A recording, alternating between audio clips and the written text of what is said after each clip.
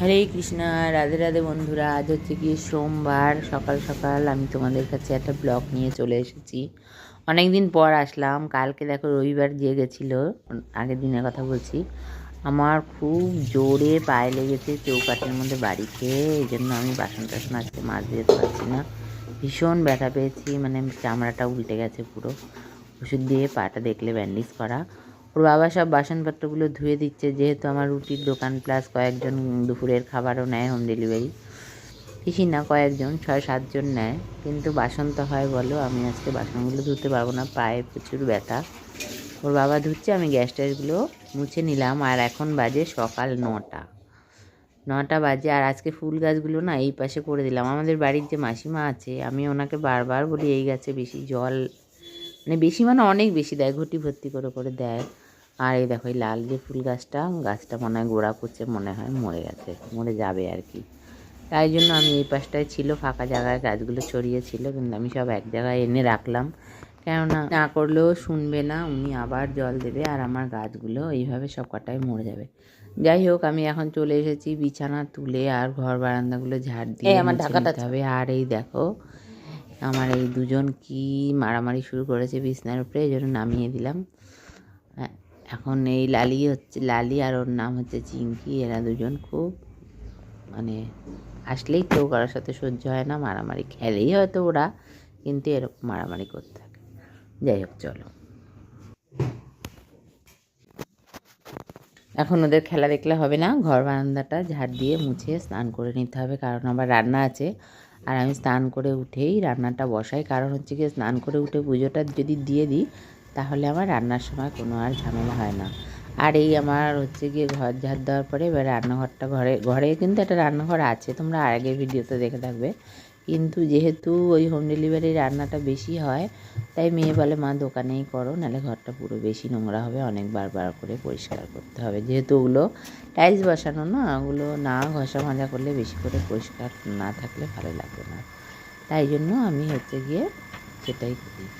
যাই হোক চলো, এবারে স্নানটা করে নিয়ে, এই যে স্নান করে নিয়ে আমি চলে এসেছি।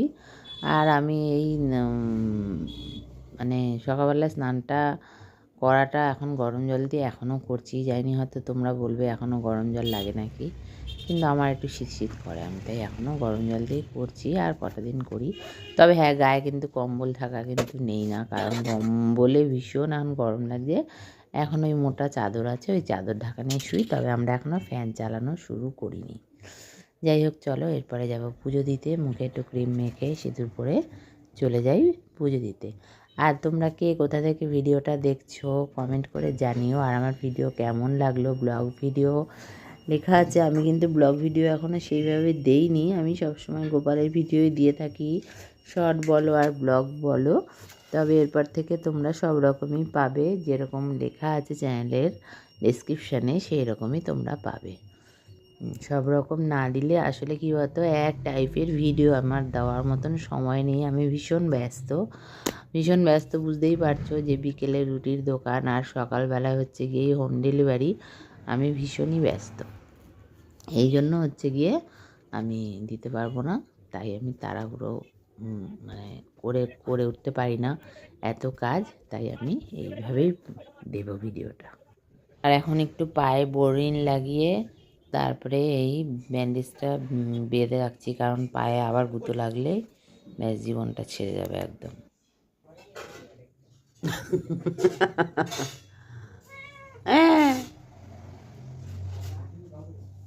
নাম নাম তাড়াতাড়ি, কাউচ্ছানি একটা নামো, আসো আসো।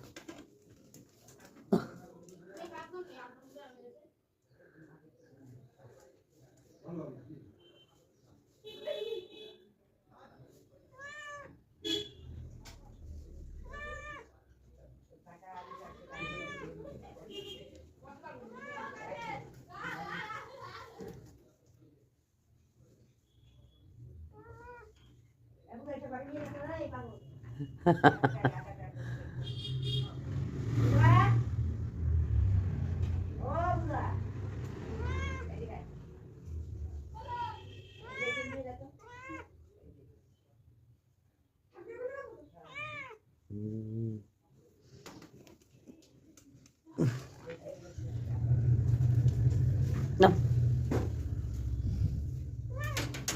নাম নাম ছাড়ো ছাড়ো। রাধে রাধে।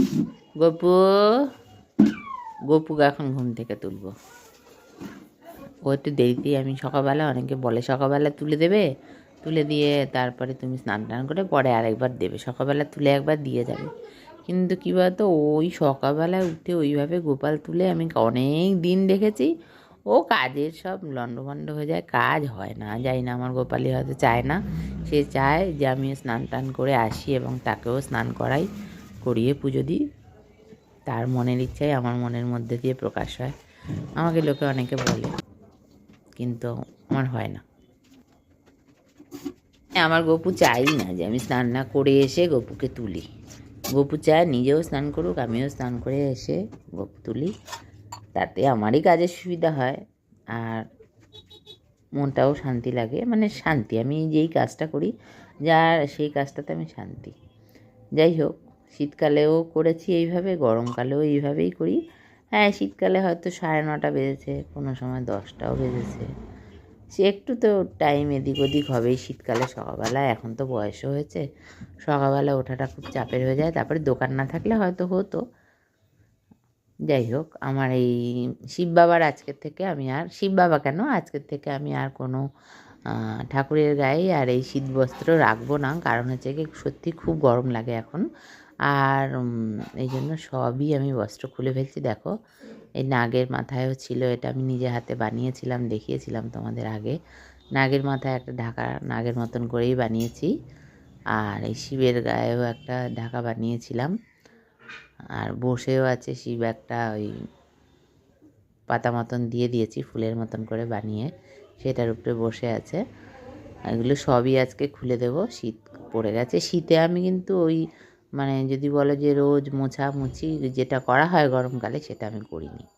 কারণ হচ্ছে গিয়ে ওই মাঝখানে একবার পাল্টে, মাঝখানে একবার না, বেশ কয়েকবারই মানে পাল্টেওছি, প্লাস হচ্ছে গিয়ে গা ফা মুছেছি ঠাকুরের, কিন্তু সেইভাবে সব ঠাকুর ধরা হয় না। আর আমি সবসময় সব ঠাকুর মানে ধরিও না, আমি রোজই গোপালই ধরি। প্রত্যেক বৃহস্পতিবার সিংহাসন মুছে ঠাকুরের সব মানে গা ফা মুছে পরিষ্কার করে দিই শীতকালে। আর গরমকালেও সেটাই করি, গোপালকেই বেশি ধরি। তবে হ্যাঁ, ফটোগুলো মুছি, টিপ পরাই, তুলসী পাতা দেওয়া এগুলো করি, চন্দনের টিপ পরাই।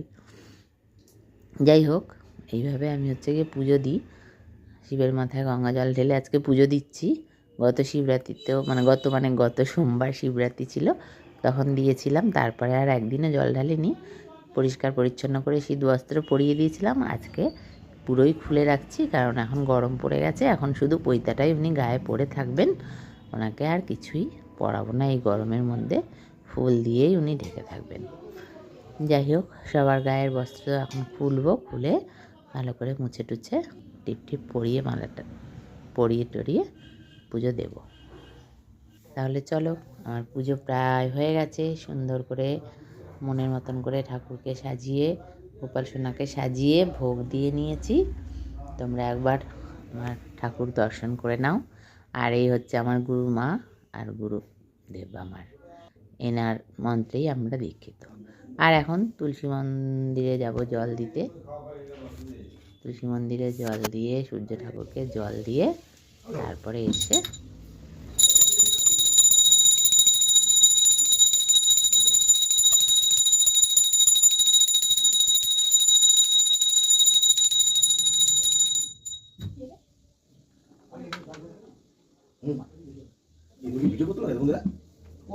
করতে হয়, সব কিছু করতে হয়। এই হলো শীষ পালং, আর তরকারি হবে এটা। এই দেখো তরকারি হচ্ছে, এটায় পালং শাকের তরকারি। আর এই যে ভাজাটা করেছি, আরও ভাজা করবো, এই যে বেগুন ভাজা, পাঁপড় ভাজা, আর ওই যে ভাত হয়ে রয়েছে। এখন জায়গাটা একদম পুরো ছড়ানো, অনেক এগুলো সব পরিষ্কার করতে হবে, তাক ফাকগুলো। আর এটা দিয়ে হচ্ছে গিয়ে রুগীর ঝোল, সিদ্ধ ঝোল।